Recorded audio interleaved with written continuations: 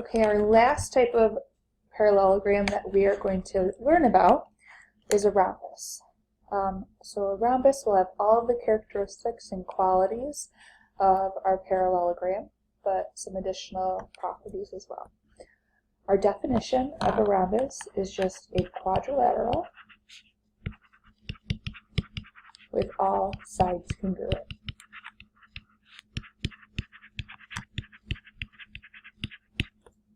So equal sides.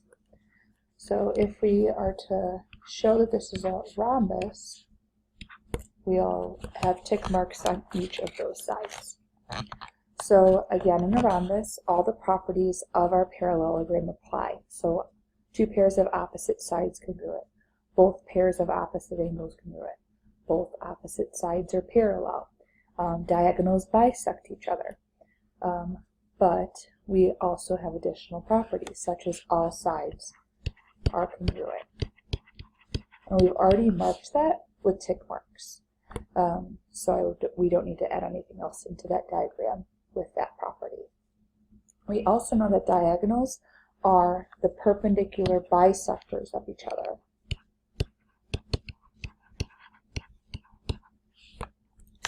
So, what does that mean? Perpendicular just means 90-degree angle, right?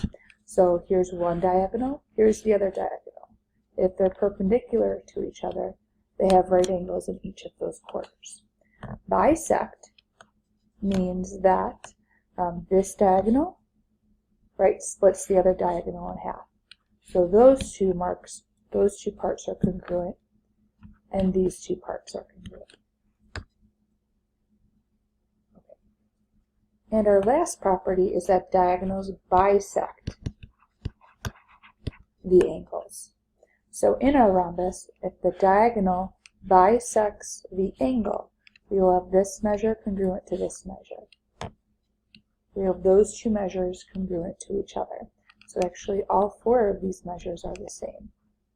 Same thing with this angle, that angle, and that. Okay. Now let's do some practice problems with this. So here are the diagonals of rhombus A, B, C, D intersect at E. Given that the measure of angle BAC is 53 degrees and DE is 8, find the indicated measures below. So we want to find first the measure of DAC. So from D to A to C, we know that in our rhombus, based off of these characteristics, that the diagonal bisects the angle. So if we know that this angle here is 53 degrees, this angle here must also be 53 degrees. Okay, now on to the measure of A to E to D. So A to E to D. We want to find the measure of that purple angle highlighted. Now, based off our properties, we know diagonals are the perpendicular bisectors of the other. So if some diagonal is perpendicular to another diagonal, it means that we'll have a 90-degree angle at that corner. So the measure of that angle will be 90 degrees. Okay. Now to find the measure of A to D to C, we're going to use our properties of a parallelogram. So we know that consecutive angles or same side angles are sup. So all of A will be sup to all of D. So we have angle A, which has a measure of 53 plus 53 degrees, which is 106. So we know angle A and angle D must add to 180 degrees. So therefore, when we plug 106 in for the measure of angle A, we will get that the measure of angle D is 74 degrees.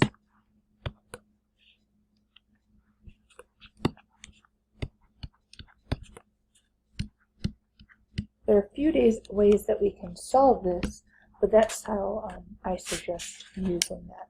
You can also find if you desire to solve it a different way, you can also find this angle because all of these three angles are in a triangle. They add to 180 degrees. So you'll find that this measure of the angle is 37. If you do 53 plus 90 and subtract that from 180. So you'll find that this is 37. Therefore, this measure has to be 37. When you add them together, it'll be 74 degrees. Okay, now to find the measure of dB.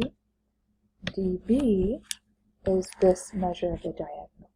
If we know from D to E is 8, right, based off of our properties of a rhombus, we know that these two measures are congruent. So we'll do 8 plus 8 to get the measure of that diagonal is 16. Okay. We are still dealing with the rhombus, so we are given that ABCD is a rhombus. We want to solve for x. So, based off of our properties of rhombus, we know that all four sides are congruent. So in order to solve for y, we know that AB will have the same measure as BC. So y plus 8 is equal to 3y. We'll continue to solve from there. So subtract y on both sides and get 8 is equal to 2y. Divide both sides by 2 and we get y is equal to 4. Okay. Now we need to talk about x. X is an angle measure, right? It's on the inside of our rhombus with a degree measure attached. So we want to find some type of connection. My first suggestion is always look for that opposite angle, because opposite angles typically are the simplest, right? Because opposite angles are congruent. Now, we don't know the measure of angle A, so that's not necessarily helpful. But we're given the measure of angle B. Angle B and angle C are right next to each other. So that means that they're same side angles. Same side angles are supplementary. So add 104 plus x and set it equal to 180 degrees. Subtract 104 on both sides and we get x is equal to 76.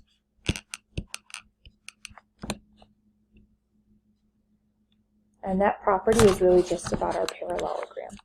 So it does apply to our rhombus as well. Okay, we have our last two problems.